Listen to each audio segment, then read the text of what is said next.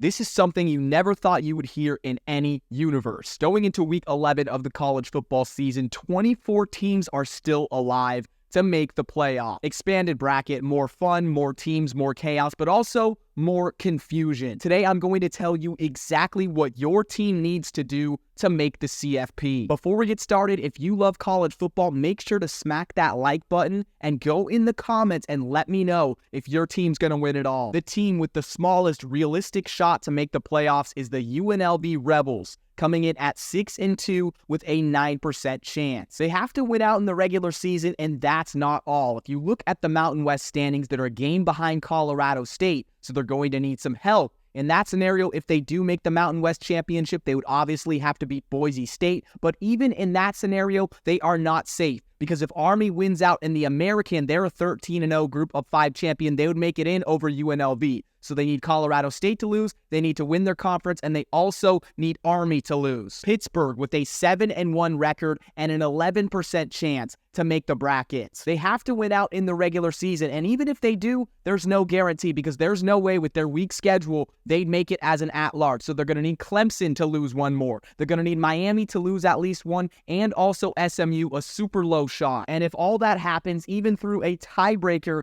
they make it to the ACC championship. At that point, you're going to have to win against a team like Miami or even SMU again, a team that just blew them out last week. Tulane, 7-2 and a 12% chance to make the playoff. They have to win out in the regular season. They do control their own destiny to reach the American Championship, but if they win that, there's no way they're going to get the group of 5 bid over a Boise State or even a UNLV. So in some scenario, they have to have Colorado State shock the world, win the Mountain West, and then Tulane will be the highest ranked group of 5 champion. The Colorado Buffaloes at 6-2 with a 14% chance. They almost control their own destiny. They're going to have to win out in the regular season, but they'll need at least 1 loss from Iowa State in order to jump them, or 2 losses from BYU. If that happens, they're in the Big 12 Conference Championship, and you know how that works out. Win and you're in. They're a lot closer than you think. Kansas State, a 7-2 record. Like Colorado, they have a 14% shot to reach the playoff. However, I think this should be lower since they have 2 conference losses. They are behind Colorado, meaning they need 2 or 3 teams to lose. They need a lot of chaos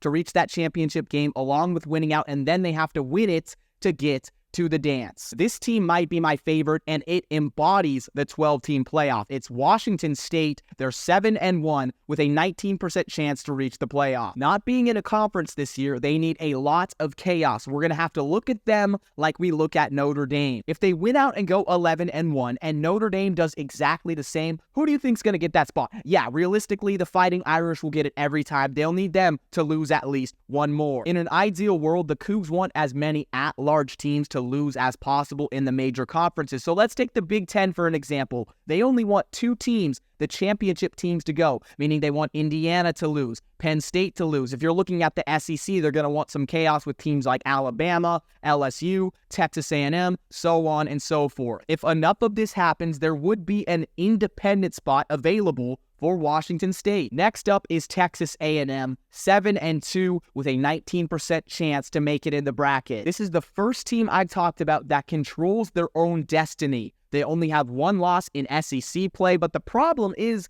they play Texas in the very last game of the regular season. Let's say they win that, go to the SEC championship, then they're going to have to beat Georgia. They lose to Georgia, they have 3 losses. They will definitely be on the fence. Army, yeah, a service academy is in the mix. They're 8-0 with a 20% shot. Now, they almost control their own destiny. In a normal world, they would, but since Boise State is so highly touted this year, they're way above them in the rankings. Even if the Black Knights go 13-0, win their championship, they do everything they need to do. I think that Boise State, with 1 loss, being a Mountain West champion that has only lost to the number 1 team, Oregon, with Ashton Jeanty, would get in over them. So all Army needs to happen is Boise State to lose, and they take care of business. LSU, 7-2 with a 22% chance to reach the playoff. Having only 1 conference loss, they could still make the SEC championship. However, with teams in front of them, tiebreakers, they're going to need a lot of good stuff to happen. But the easiest path for LSU is just to win out, be 10-2. You would have ranked wins over Alabama, over Ole Miss. Those are two also contending teams. They might be able to sneak in with 2 losses. Iowa State, 7-1 with a 24% shot to reach the playoff. It's simple. Win out. You're still going to be in the Big 12 championship. However, you might play a really good team. We'll talk about them soon. Ole Miss at 7-2 with a 29% shot. Now, being an Ole Miss guy, here's a picture of me with a cardboard cutout of Lane Kiffin at the Grove 2 weeks ago.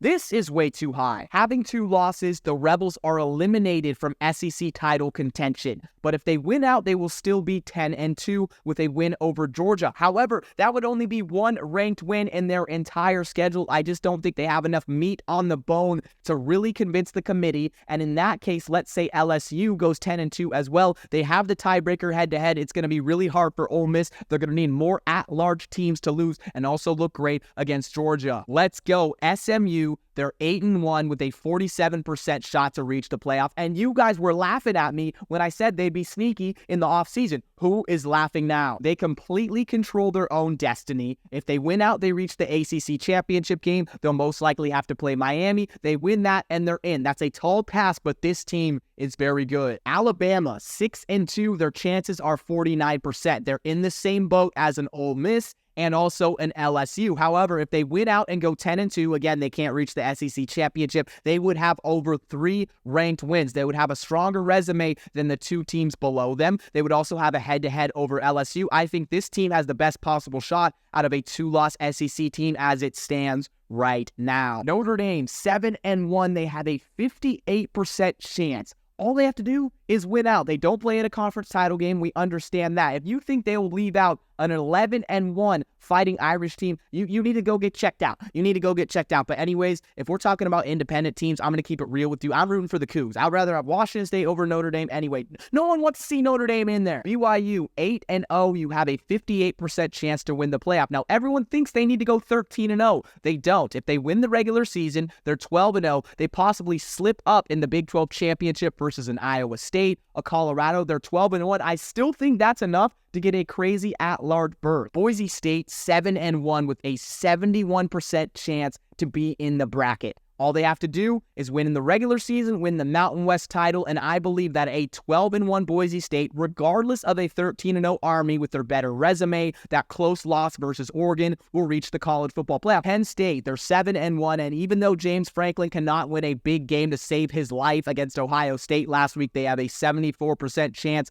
to reach the college football playoff. That's because their schedule is a cakewalk. It is so easy. They're going to go 11-1. Their only loss was close to an Ohio State team who should possibly reach the Big Ten championship. We know how talented they are. Penn State's going to make it. Let's just be real. It is so easy. Their schedule is a cake. Tennessee, 7-1, 78% chance. They have some wiggle room. They can lose to Georgia in a few weeks, be 10-2, still have that win over Alabama. They'll be jumbled in there with all those at-large 2-loss SEC teams, but they have bigger fish to fry. They take care of their own destiny. They could possibly reach the SEC championship. That would also be another easy way for them to get in. Texas, 7-1, 78% as well. They want to reach the SEC championship, but again, they could slip up. They could lose to Florida, have 2 losses, and they would still make it. It's the Longhorns. Indiana, the Hoosiers, have an 87% chance to make the playoff. Now, why is that? They're 9-0. They play Ohio State in 2 weeks. That's their hardest and actually only hardest game left.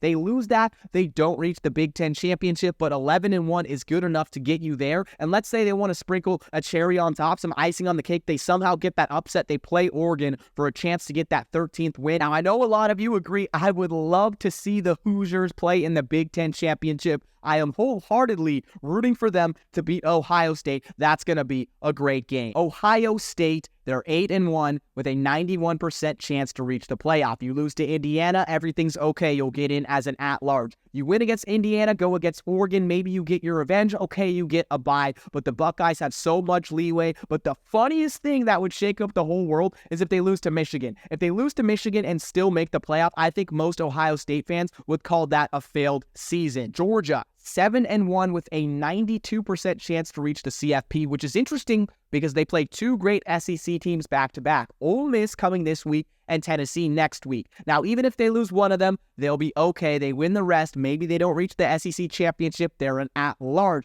I think it's a very small chance they lose two of them, which would in turn knock them out. But I still think Georgia is going to win the SEC. They're going to get through unscathed. They're going to go to the championship game. They might be the number 1 or possibly number 2, depending on what Oregon does. Miami, they're 9-0 with a 93% chance. Now, let's be real. Just pencil them in because they have the 3 easiest games in history coming right up. I think they play Georgia Tech. I don't even know who they played the last 2 games, but let's say they go 12-0. They lose in the ACC championship, they would be a 12-1 team. They would still be in the field. They don't even have to do anything. Just don't be an idiot, Mario Cristobal. Please don't make a bonehead play where you don't need it, and you'll be fine. You're in the playoffs. Cam Ward, Oregon, they're 9-0. They have a 96% chance to reach the CFP. Now, if they don't, Phil Knight would be rolling in his retirement home because this is going to happen no matter what. Even if they go on the road in 2 weeks and lose to Wisconsin at Camp Randall, oh no, you got upset, you slipped up, they have 1 loss, they're still reaching their conference championship game. They go into that, let's say they lose that to Ohio State, they get their revenge, or even Indiana, whoop-de-doo, Oregon's still going to make it as a 6, 7, or even 8 seed at that point. There's almost no room that this team could go wrong unless they lose to the Huskies.